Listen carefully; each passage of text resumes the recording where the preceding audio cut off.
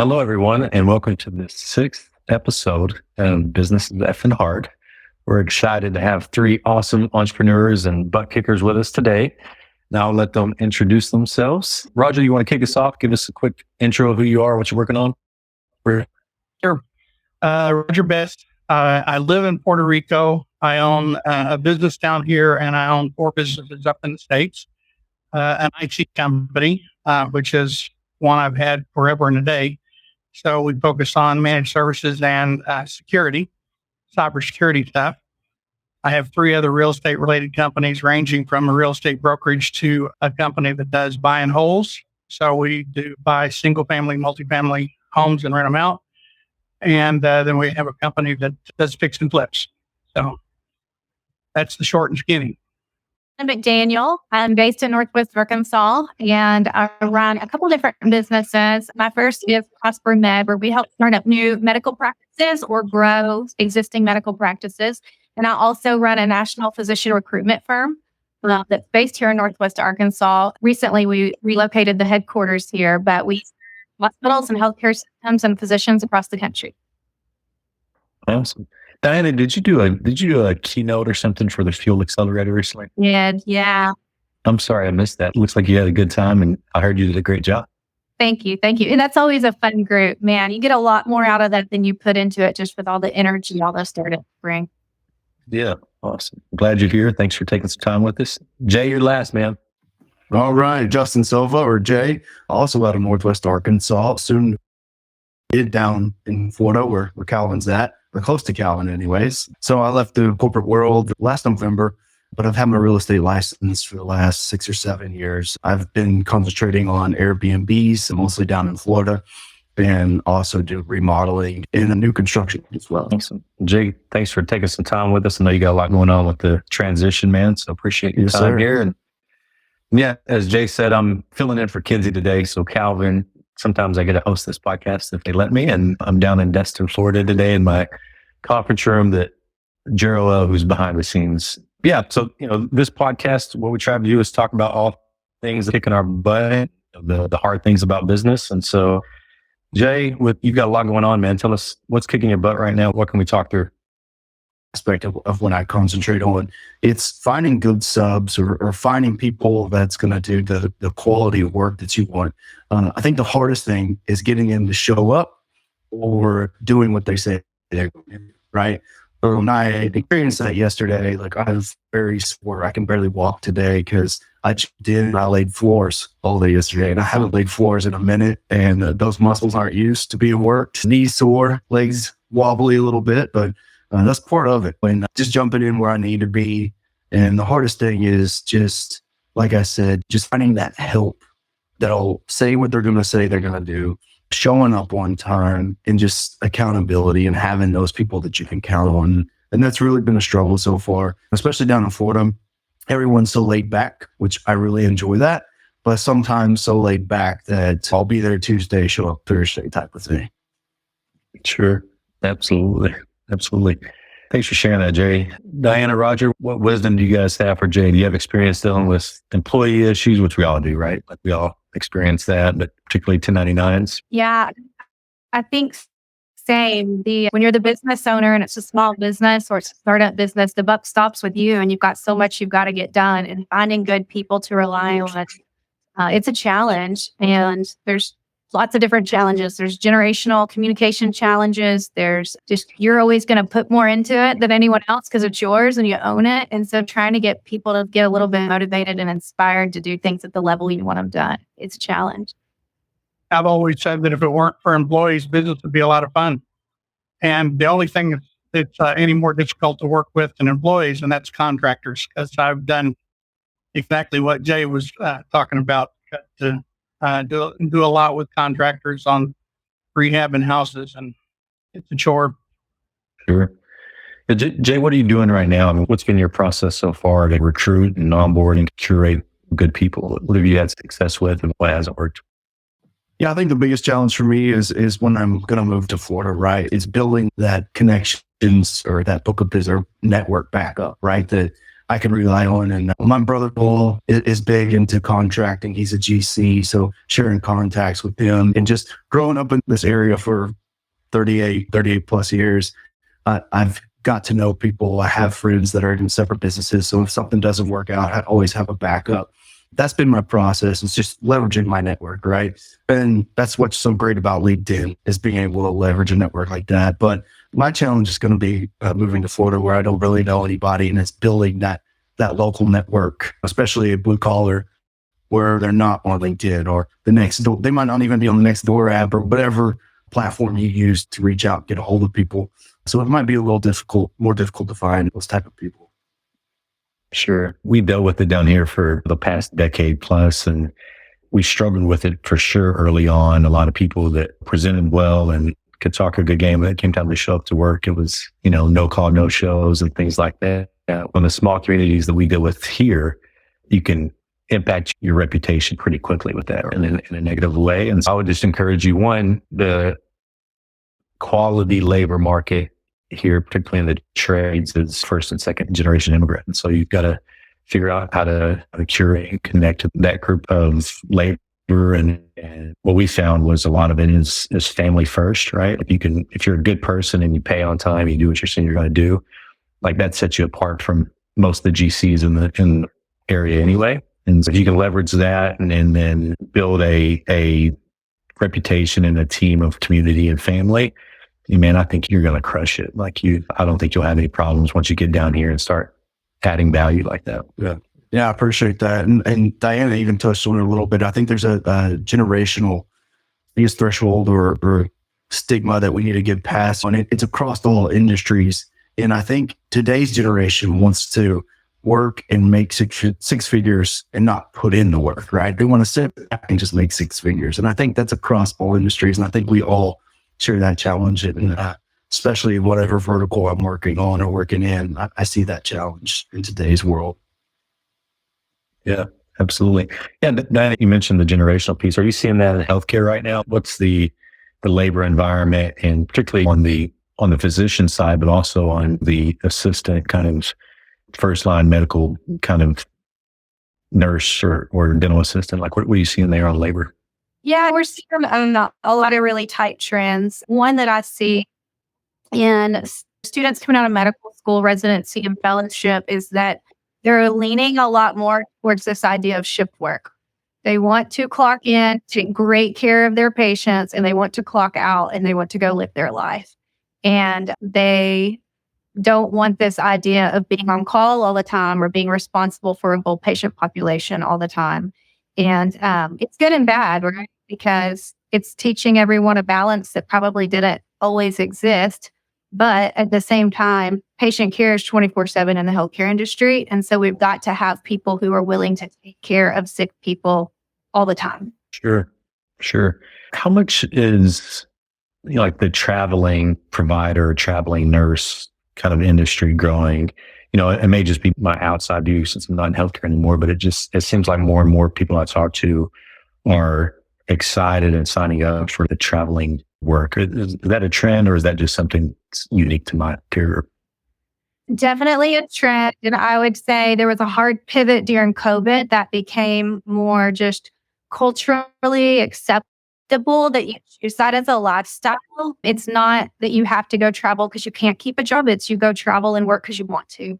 And so there's a big shift across the country in travel nursing and travel physicians. And we see great quality care coming out of it. And we're also seeing where we can get great quality of care to regions that otherwise people might not want to live permanently, but you can get some people who might go there for a little while. So. Sure. Thanks for sharing that. Roger, what about you? Tell us about your people kind of problems and process right now, being in Puerto Rico, managing teams in Arkansas. Like, how does that work? I've got teams in Arkansas and India, and I've got some people down here too in Puerto Rico. So it's interesting. I do have boots on the ground up in Arkansas for all the businesses that I have there. So I'm not tied to the daily activities, but I still, for some unknown reason, still get fairly involved in employee issues. And there's always there's always times that you've got to step back and I have to step back and look at myself because I'm a little bit hard nosed sometimes. I cleaned that up just a little bit, but I like things done the way I like them done. And so one of the things that literally I've learned, I've written 2 books. I've actually gotten them published. I've got a 3rd book that's ready to publish, but I'm actually intentionally holding off on it for a while. And I'm writing a 4th book. The 3 books I've already got written and are finished, 2 published, are a part of a series. First one is From Hamster Wheel to Hammock. You can find it on Amazon. Go look and grab it.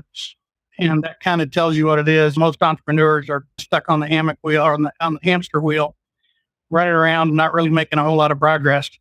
I have beat that particular option, but with employees, and to get back to the original question, with the employees that you deal with, and say I've had to stop and reevaluate a lot of times. And the more I take my hands off, the more I delegate and then make sure they've got the tools and resources, the better off it is. But there's still the chore of keeping them doing what they're supposed to do. Boots on the ground in Arkansas helps. Sure. Absolutely. What's interesting, you mentioned your remote teams and what that is, and all of us being entrepreneurs at some point in life, most of us worked in a corporate environment. I don't know if you did, Roger, but Jay, I know you were at JB Hunt for a while, and Diane, I think you and I were both at UAMS at the same time. Managing people issues when it's not your business is a little different. And it's a little, I don't know, for me, it was easier. And so Jay, what are some of the unique sort of nuances you've experienced dealing with people and people problems now that it's your business and your skin in the game? Yeah, so I think whether I was in a corporate world or entrepreneur setting, I think the biggest thing is I almost treat relationships and as personal because I care about my employees, right? Even when I was a manager, at one point I had 40 people under me at JB Hunt. They were strong teams, right? They were contract hire, which a lot of times contract hire, especially in the development world, you see this as expendable, right? Like you get rid of them at any time. I think my thing is I have a lot of passion for people, but I will say in that type of setting, being contract to hire, being not my business, it's a lot easier to have those tough conversations. But in the entrepreneur side of things, I haven't had the privilege of hiring anybody, or maybe I should say headache, but I could imagine that you put a lot more passion and a lot more thought into the decision that comes behind that. A lot of times it's performance based. And if your business is on the line, for example, I know and it's a lot like subcontractors. If I have to go behind them and I have to fix the things that I paid them to do or had them do to get paid, it's a waste of time. And that's a much easier call for me because I have something to back that up on. I say, look at your work. It's not up to par. I'm moving on to something else. In the corporate world, that's a little harder. They're set employees. Everyone makes mistakes, right? You put them on a performance plan. You watch them. It's a coaching opportunity. You're invested into that. So you're invested both ways, but I would say more invested in different ways in the corporate world versus the entrepreneur world, if that makes sense. Yeah, absolutely. Go ahead, Diane. I'm sorry. Absolutely. Yeah. But in EOS, we teach right people, right seats, which the right people is really people that you love to see every day. You're happy when they walk into the office, things like that. As an entrepreneur, you can curate that to who you are and your core values, where a lot of times in the corporate world, someone might pop in the desk next to you, you didn't know was coming, and whether you like them or not, they're there. You definitely have more control over who you do business with as an entrepreneur, and get good or bad. It's just where it comes with it, for sure. Well, I know we can talk about people all day, guys. We can have 6 episodes on that alone, I would imagine. But recruiting is always an issue in attracting great talent. In Northwest Arkansas there, and we have the ecosystem of CPG stuff, right? So we're going to see the best in that world. But when you get outside of that space, it's really hard to find a good niche of quality people. But it is good to see folks like yourself and others driving that because, yeah, we have a lot more people than physicians moving in. That's for sure. For sure. You know, absolutely. Roger, you mentioned you got teams all over the world right now. What do you do for recruiting? What's your process to find great people? I usually just use my network to find those people. That's quite frankly, I've got one guy's in with me for a little over 10 years now. And it was a little different 10 years ago. I did all put the ads out there. I don't successfully run ads and find good people. I get them through my network. Yeah. Yeah, absolutely. If you could avoid the game of running stuff on Indeed and going through 2,000 applicants, life is better. I just did that this morning, so I know the pain of that for sure. For sure. Well, I'm always looking for the people who aren't looking for a job. The people who just are out there grinding hard and doing their job and loving it, and then you come and surprise them with a cool opportunity. And those have been some of my best hires. Absolutely. With that, Diana, when you know someone's gainfully employed and maybe you've got a role for them, what's been your approach where you've had success of saying, "Hey, this could be a cool opportunity"? Like, how do you tactfully bring up that conversation? Yeah, that's a great question. As a startup, I probably don't have as much to offer as some big corporations that some great people work for that I want to recruit. But what I do have is the opportunity to give them some space to run their own world a little bit. I am not a micromanager. I don't have time to micromanage. I need everybody to pull their own weight. But in turn, they get to really drive their own work and drive their performance. And as long as they're hitting goals, I'm going to stay out of their way on how they get their work done. Yeah. Yeah, culture and opportunity are something we try to sell on too. And a lot of times I'm the one that gets in the way of both. And so as the leader, I've got to be the one that like, oh yeah, we sold you on this thing. And so I can't become that micromanager. It's hard to do sometimes. Yeah. Jay, what about you? You're moving to a new area. You're going to have to recruit on new people from start to bottom. What are going to be some of your tactics you're looking at? Word of mouth. Really, that's it in the blue collar industry. Looking at reviews, leveraging platforms, LinkedIn, Nextdoor, everything that previous two just said. Get in there and just start asking questions. Be curious. Yeah, I remember sitting at the hardware stores at Home Depot with contracts like printed out, talking to people as they walked in the door. Hey, are you interested in working? Maybe I just sit in the parking lot of Ace Hardware. That might be a good strategy. Yeah, I think we certainly got people. I don't think we kept any of them. We had people come work for sure. Don't recommend that strategy by any means. Yeah. I, by the way, have done that. Sherwin-Williams, if you're looking for painters, early in the morning at Home Depot or Ace Hardware, those kind of places, and found some good contractors from those places. Yeah. I found if you show up early, Roger, the people that you want are there at 6 or 7 a.m. Like, if they're not showing up to the store until 9:30, 10, they're probably not the guys you want to go on your projects. Yeah. It's a good point. I go at least three times a day to Lowe's. So does that mean I'm a great contractor? Is that what that means? I don't know. Oh, okay. Yeah. Roger, what's kicking your butt right now, man? Besides living life in Puerto Rico and having to look at the beach every day. My life doesn't really suck. I gotta be honest about that. In fairly recent days gone by, I would say staff has been the biggest issue. I've got with my IT company, I've got a partner there. He's totally different than me. Doesn't make him wrong. Doesn't make him right. He's just totally different. And the more I've learned to do that, the better my life has gotten to be. And I believe his to be the same. I get up early. When you're talking about 5 or 6 o'clock in the morning, when I sleep in, it's 3 o'clock in the morning. So I'm an early riser, have been forever. Even when I was in high school, I was up early. And high school was a very long time ago. But anyway, the Errol's back there nodding his head, like you can tell. Right. I don't know about that. Yeah, we knew it was a long time ago, right? It's been a while since you were in high school. But yeah, I actually said on your questionnaire, I would do a lot better talking about getting out of the things that suck in your world. Sure. I don't suck. Yeah, well, that's good. You mentioned the nuances of having a business partner or other shareholders. I've been dealing with that in recent years as well. And it's when you're your own boss and you have 100% ownership, it's easy to make decisions on the fly, not second guess and things like that. But it does minimize the brain power that that you have in your business. And so I've certainly been learning over the last few years to lean on and trust my business partners more and learn. Part of that's been learning from me, learning to stay in my lane a little bit, know the things that I'm good at and where I really add value, and then knowing where and trying to identify where other people are better than me. And it's a tough dance to work through for sure, because you want to make all the decisions. Yeah.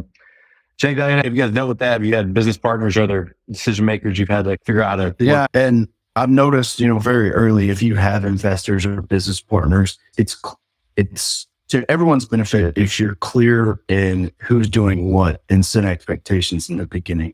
I've realized that instead of assumptions and arguments come soon after, but being upfront, who's responsible for what, I've noticed it makes things a lot easier on the relationship if you set those boundaries and perimeters before you take off on a venture together. Yeah. I think with one of my partners, the best thing I've been able to do this year is say when I screwed up, hey, I messed this up. I'm just going to be transparent about it. I've learned from it, but I think I screwed this up. Here's what I'm going to do to fix it. And not try to hide things that are just hard to do, right? Because business is hard. And so just put it out there and say, I messed up. I'm going to try it differently and be transparent. Yeah, absolutely. Yeah, I've tried to get better at that with my employees too. Yeah, for sure. Sorry, Jay, no, I'm sorry. I was just going to touch on what you said, but I think it shows the importance of picking who your partners and who your coworkers are to have your back, because everyone's going to mess up, but the ability to say, no worries, I got you, or to pick you up in those instances. Because I've had it even comes down to some bad bosses in the corporate world. When you're in a junior level, you're a senior level, it doesn't matter. You need that servant leadership that says, listen, I know, thanks for being transparent on screwing you up. Let's figure this out together and have your back on that. And I think that transpires into investors and your business partners as well. You need some that realize somebody's going to mess up, but we're in this together. So. Absolutely.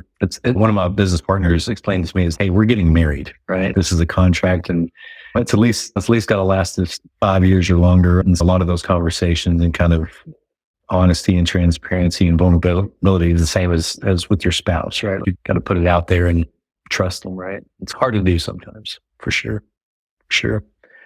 Guys, I think we're right at 30 minutes. And so it's come by fast. You guys, we could talk about people all day, I'm sure, but appreciate each of you jumping on. To wrap us up, what we'd ask each of you to do, and Diana, we'll start with you, is give us your elevator pitch or just tell us a little bit about your business before we wrap up.